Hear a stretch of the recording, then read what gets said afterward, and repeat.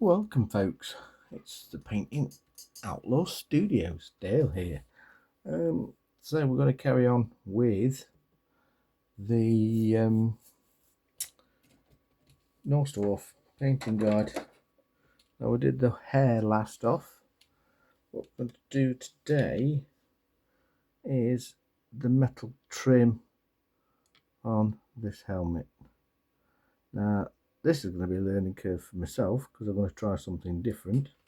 So this should be quite entertaining. I'm going to be using the AK Interactive 3rd generation paint, and what I'm going to do is first of all go with the 191 gold. So yeah, this will be a learning curve. It'll either work or it won't, so I'm just having a play around with it myself, see what we get. So first things first, we'll just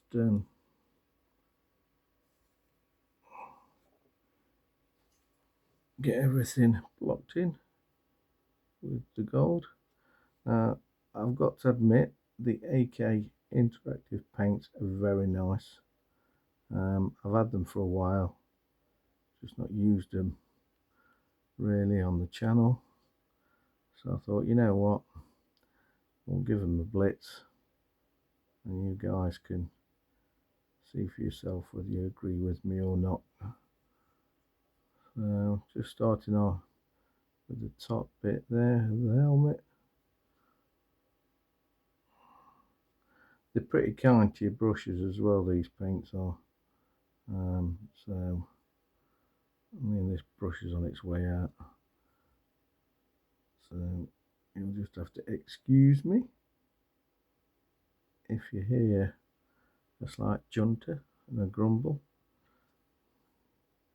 The point is starting to go, and I need to order some more brushes. So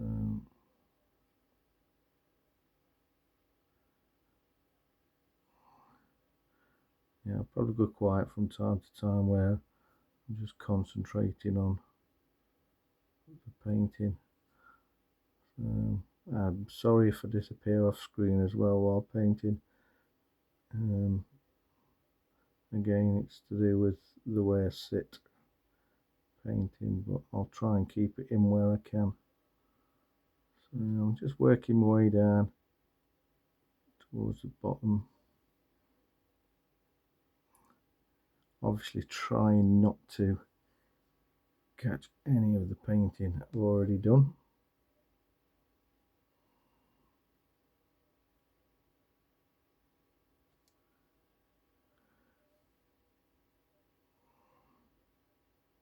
Just try and be steady with your hand while painting. It does help if you've got a good brush that's got a decent point on it.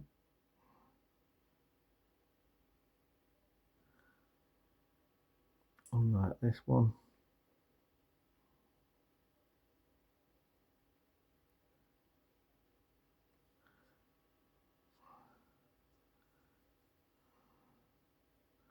I hope you can all see what I'm doing.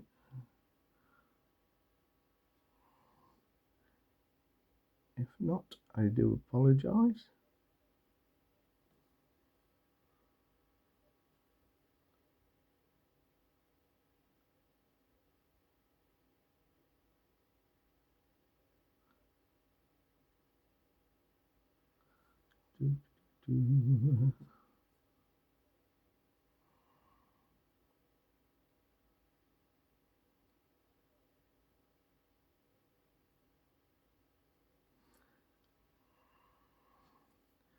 Oh, update on the dog situation, or puppy should I say. Hopefully we're going to look at one on Monday, possibly Tuesday. it's not the breed I originally wanted, and it's not going to cost us a kidney and a limb for it as well for the price. Yeah, we'll just see how it goes, but like I said in the last video, if we do get one, I shall be introducing you all to the puppy. So I mean, originally I was looking at getting an Alsatian. It's quite intelligent dogs, and yeah, I wanted it for reasons. So, but yeah, somebody wanted some serious, ridiculous money for one, and I mean ridiculous. But they didn't disclose the price. So after puppies had been born, they gave us a deposit price, which I thought was fair enough. But when they disclosed the full amount, I thought at least Dick Turpin wore a mask. So, and I can be quite blunt, unfortunately. So yeah, there you go, folks. So that's the first coat on. So that was 191 gold by AK Interactive 3rd generation.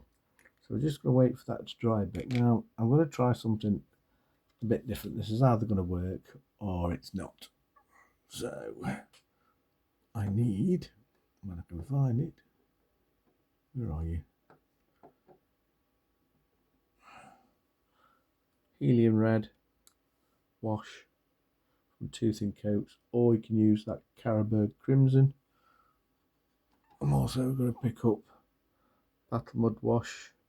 I'm going to use Citadel, it's Agrax Earth, and then Oblivion Black wash, which obviously is normal oil if you're going to use Citadel. So first of all, give them a good shake. You'll hear the ball bearing inside. These come with them automatically in. So well, the idea is not to ladle this on heavy. So I'm using a small brush, 0 from Artis Opus, and it's not got a very good point on it. So it'll do for just putting these small coats on of here. So basically I'm just going to run it over the top of the gold, making sure it runs into all the embellishments.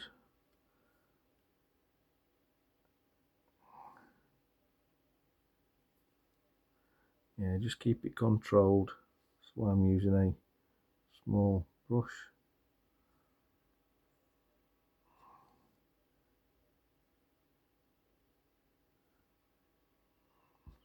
This might be a bit extreme to some of you, but I just have always painted excessive. I struggle to paint down, you know, to a lower standard for some strange reason. It's to me own detriment, really. I should really try and cut it back, but I don't know. I just, when I tried to do it in the past, it just doesn't, I don't know, so I'm struggling with words. It doesn't do anything for me. I think it's because I've got so high expectations of myself and my painting.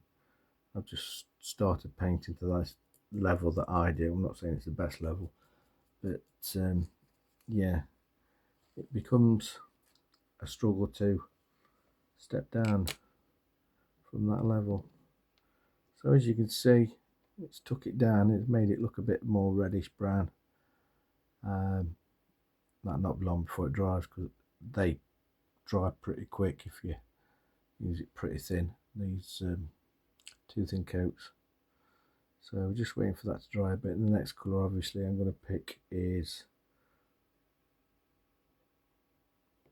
the Battle Mud Wash.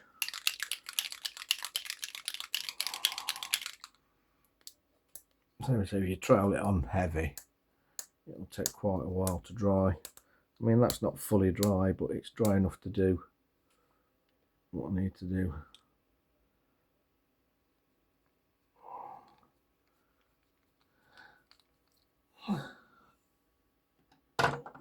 Right, so what I'm going to do now is take that same brush again, and what we are going to do is not put it everywhere. So in the recess, just work it in the recesses around this top bit.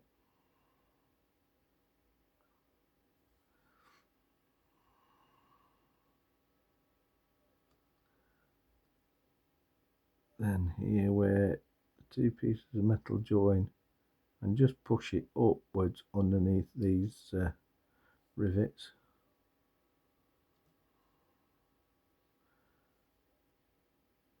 Then gently around where the metalworks meet the eyebrows. Here we go again, just pushing it upwards around the rivets, and just a slight touch at the base of that under bit, and around the rivets on here.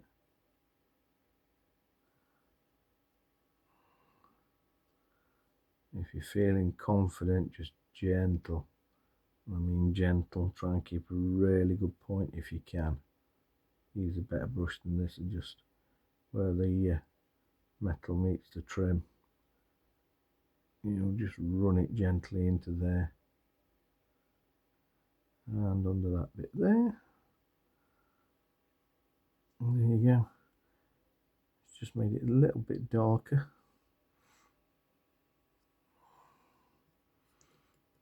I mean, I probably could have used darker metal to do it, but I don't know why. I just thought I'd have a play around. Then Oblivion Black.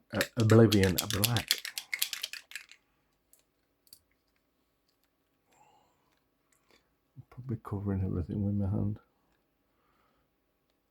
The only problem we have with these Duncan Rhodes ones is this: they gowl up very much like the old Vallejo used to, or the Vallejo still does on some of them. But other than that, they're really good paints.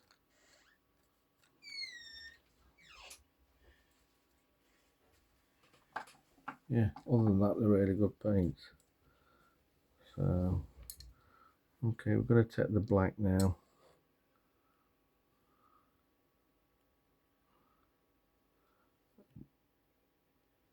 Just using the detail brush that I was using before, the very first brush. Just working that into these crevices. The squeaking door in the background was the wife trying to sneak in and not make a noise, which I class as a failure. So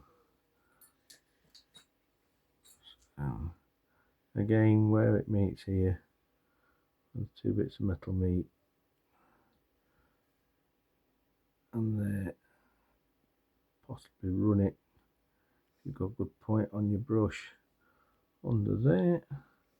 I mean, you probably would have been better off going straight in with a copper colour, or something like that, instead of doing it this way, but it's just me.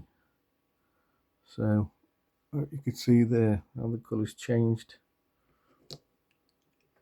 And what we do now, after all that work, go back in with the original gold that I was using. Get rid of some water off my brush.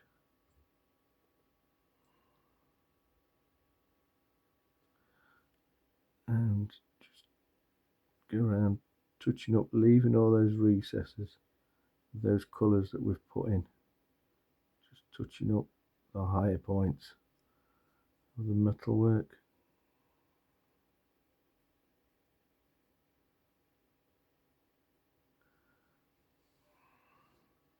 It's a sort of stippling technique I'm using because there's some deeper detail on here,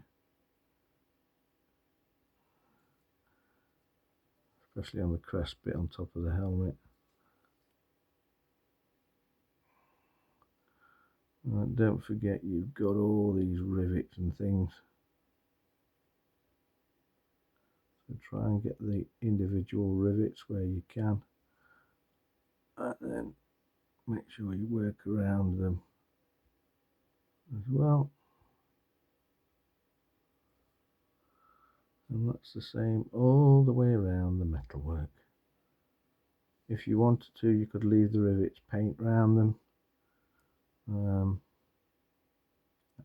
Don't do the rivets till the very last colour, which would make the rivets pop a little bit more, but I'm not going to do that.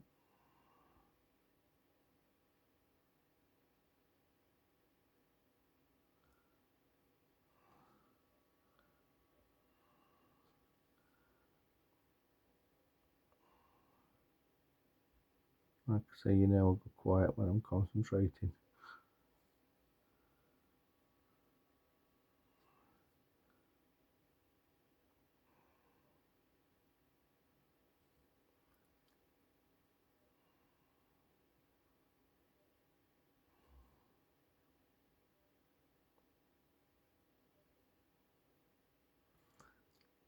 I've actually gone a bit over there. We'll sort that out shortly.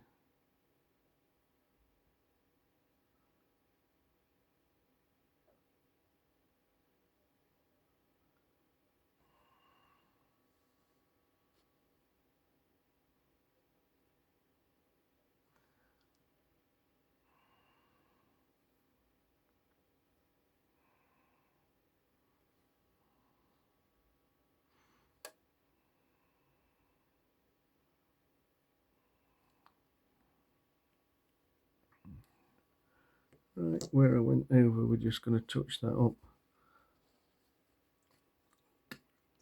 And where I use, good thing about these washes, they do stay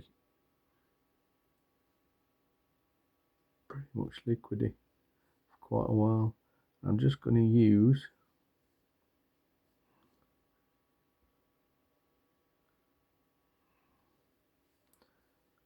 that battle mud brown. Now this is where I'm having problems. There we go. And where that metal joins there, just drop that in. Just create a separation where it meets. So that's that bit. I'm going to have a look at this old gold, see how different it is compared to the original gold we used. I'm just looking at it first, don't know whether I'm going to use it, it just depends on the distance of the colour between that and the original. Now, to be fair, there is a difference in that which could be quite useful, so we'll go for a whirl with that one.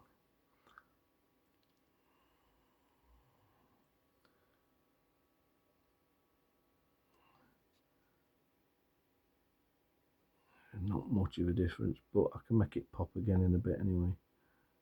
So again, just working your way along around these rivets. A little flash of it in there.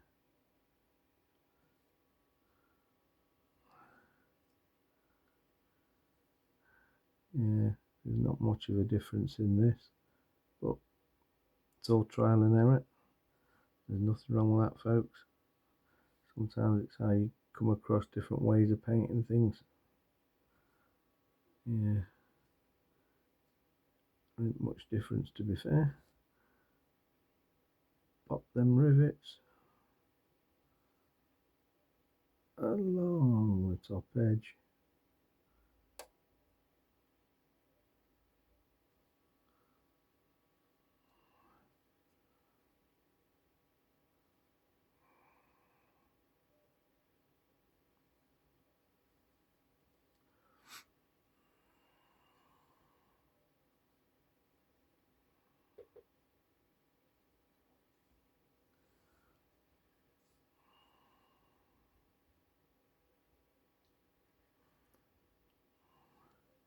Yeah, there's not much difference in that. So what I'm going to do, give it a bit more of a pop. I'm going to add some natural steel into that gold. And this should give it a reasonable colour for highlighting. Do it around about 50-50. It doesn't matter if it's got slightly more gold in it than silver. It's not an issue at all. Or steel, natural steel we're using.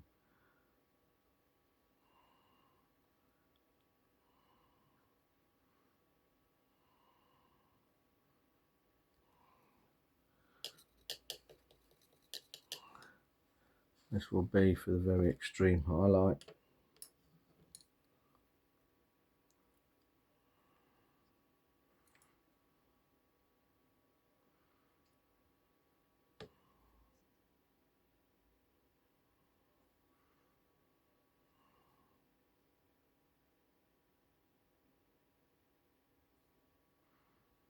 I don't know whether you can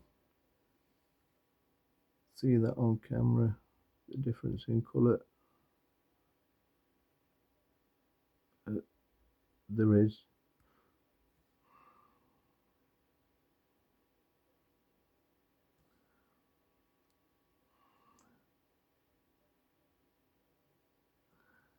Mainly the smallest dots of stuff or paint.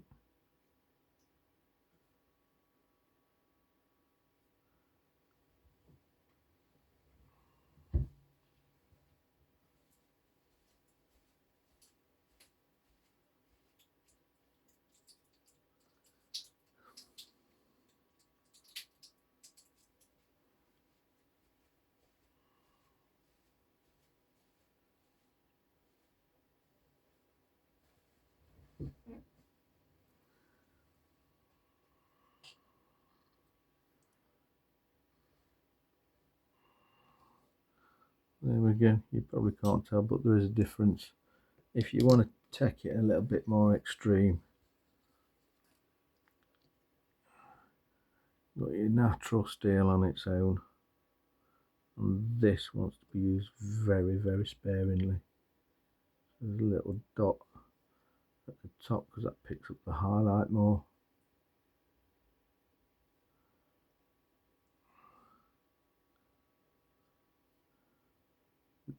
Maybe the rivets, the top ones, don't bother touching the bottom ones.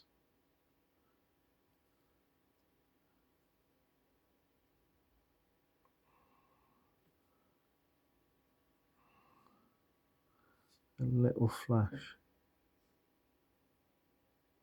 down there, not a lot.